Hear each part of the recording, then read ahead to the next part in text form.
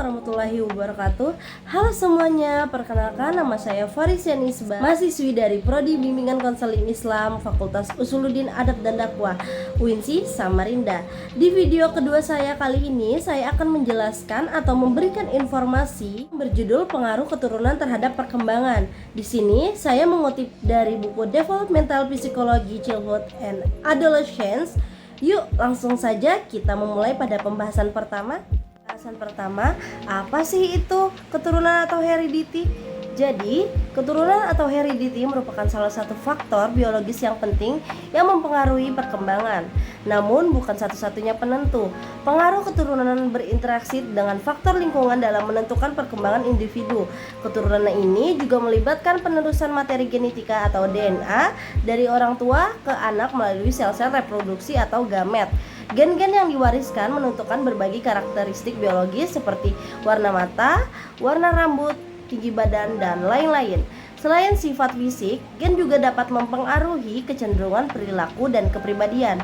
Meskipun pengaruhnya tidak selalu langsung, dan beberapa sifat keturunan ini juga diwariskan secara dominan atau hanya membutuhkan satu salinan gen, sementara yang lain diwariskan secara resesif atau membutuhkan dua salinan gen. Dalam psikologi perkembangan, hereditas ini dipelajari untuk memahami peran gen versus lingkungan dalam perkembangan anak. Saya lanjutkan ke pembahasan kedua. Apa peran gen-gen spesifik dalam mempengaruhi perkembangan anak dan bagaimana ekspresi gen tersebut dapat dimodifikasi oleh faktor lingkungan? Gen mempengaruhi berbagai aspek perkembangan termasuk karakter fisik, kemampuan kognitif, temperamen, dan kecenderungan perilaku. Namun, ekspresi gen tidak bersifat deterministik. Lingkungan dapat mempengaruhi bagaimana gen-gen tertentu diekspresikan melalui proses epigenetik.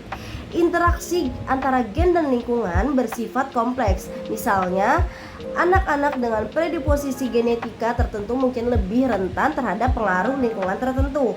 Plastisis otak pada masa awal kehidupan memungkinkan faktor lingkungan untuk mempengaruhi ekspresi gen dan perkembangan otak. Pengalaman awal dan pengasuhan ini juga dapat mempengaruhi ekspresi gen yang terkait dengan regulasi stres, fungsi kognitif, dan perilaku sosial emosional. Intervensi lingkungan ini sangat penting dilakukan pada masa perkembangan anak, seperti melakukan program pendidikan dini dan dapat membantu mengoptimalkan potensi genetika anak.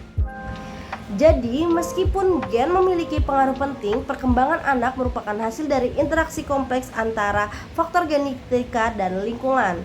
Pemahaman tentang interaksi ini dapat membantu dalam merancang intervensi yang efektif untuk mendukung perkembangan optimal anak. Saya lanjutkan ke pembahasan ketiga.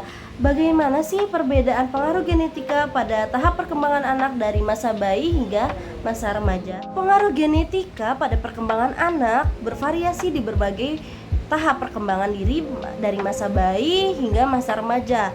Beberapa poin terkait hal ini. Yang pertama, pada masa bayi, faktor genetika memiliki pengaruh kuat pada temperamen bayi.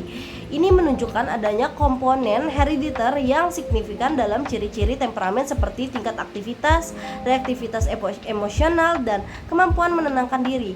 Namun, interaksi antara genetika dan lingkungan juga penting.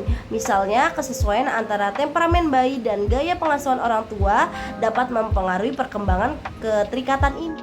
Yang kedua, pada masa kanak-kanak awal, pengaruh genetika ini masih terlihat pada aspek-aspek seperti perkembangan bahasa, keterampilan motorik, dan kemampuan kognitif dasar.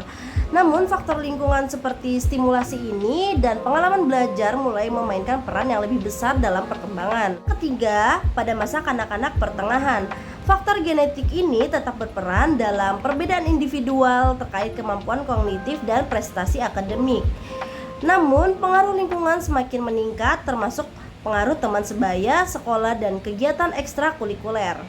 Terakhir, pada masa remaja, pengaruh genetika ini masih terlihat pada aspek seperti kematangan pubertas dan perkembangan fisik. Namun, faktor lingkungan dan pilihan individu ini memainkan peran yang lebih besar dalam pembentukan identitas, minat, dan perilaku sosial. Interaksi antara genetika dan lingkungan semakin kompleks dengan remaja secara aktif memiliki lingkungan yang sesuai dengan kecenderungan genetika mereka. Lanjutkan ke pembahasan keempat. Bagaimana sih prinsip-prinsip transmisi genetika ini mempengaruhi karakteristik yang diwariskan oleh orang tua ke anak? Beberapa prinsip utama transmisi genetika yang mempengaruhi karakteristik yang diwariskan dari orang tua ke anak adalah: yang pertama, gen-gen dibawa dalam kromosom di dalam sel, yang dimana manusia memiliki 23 pasang kromosom dengan satu set ibu dan satu set dari ayah.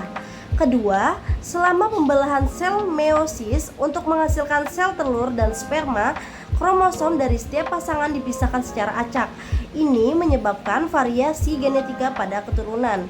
Yang ketiga, setiap gen dapat memiliki beberapa varian atau alel. Alel dominan akan terekspresikan jika ada, sementara alel resesif hanya terekspresikan jika ada dua salinan. Yang keempat, beberapa sifat dikendalikan oleh satu gen atau pewarisan Mendelian, sementara banyak sifat dipengaruhi oleh interaksi beberapa gen atau pewarisan poligenetik. Yang terakhir, penelitian genetika menunjukkan bahwa banyak sifat psikologis memiliki komponen yang dapat diwariskan. Baik, ini pembahasan terakhir, yaitu pembahasan kelima. Sejauh mana sih hereditas dapat memprediksi perkembangan anak di masa depan? Hereditas atau keturunan, faktor genetika memang memiliki pengaruh terhadap perkembangan anak, namun tidak sepenuhnya menentukan, karena yang pertama, hereditas ini memberikan potensi dan batasan genetika, tetapi lingkungan juga berperan penting dalam menentukan bagaimana potensi tersebut diekspresikan. Yang kedua, pendekatan genetika perilaku atau behavior genetik menunjukkan bahwa banyak sifat dan perilaku dipengaruhi oleh interaksi antara gen dan lingkungan, bukan hanya gen saja. Yang terakhir, teori interaksi hereditas lingkungan menekankan bahwa perkembangan merupakan hasil dari interaksi kompleks antara faktor genetika dan pengalaman lingkungan. Kesimpulan yang dapat dipelajari dari pembahasan yang saya jelaskan tadi adalah gen ini memainkan peran penting dalam menentukan karakteristik fisik dan perilaku individu.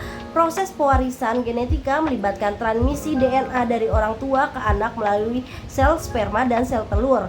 Karena kelainan genetika, sebagian besar masalahnya adalah sifat resesif, yang mungkin hanya dimiliki oleh sedikit atau bahkan tidak ada kerabat tertentu. Beberapa kelainan genetika dapat disebabkan oleh abnormalitas kromosom atau mutasi gen tertentu, contohnya sindrom Down dan fibrosis kistik. Beberapa kemajuan dalam teknologi genetika ini juga memungkinkan deteksi dini dan bahkan pengobatan untuk beberapa kondisi genetika. Genetika perilaku menunjukkan bahwa banyak sifat psikologis dan perilaku dipengaruhi oleh faktor genetika, termasuk kecerdasan, kepribadian, dan resiko gangguan mental tertentu. Namun, lingkungan juga berperan penting dalam perkembangan. Interaksi antara gen dan lingkungan atau nurture dan nurture menentukan hasil akhir perkembangan individu. Baik, itu saja yang dapat saya jelaskan. Kurang dan lebihnya saya mohon maaf apabila ada kesalahan. Assalamualaikum warahmatullahi wabarakatuh. Tungguin next video saya selanjutnya ya. Bye bye.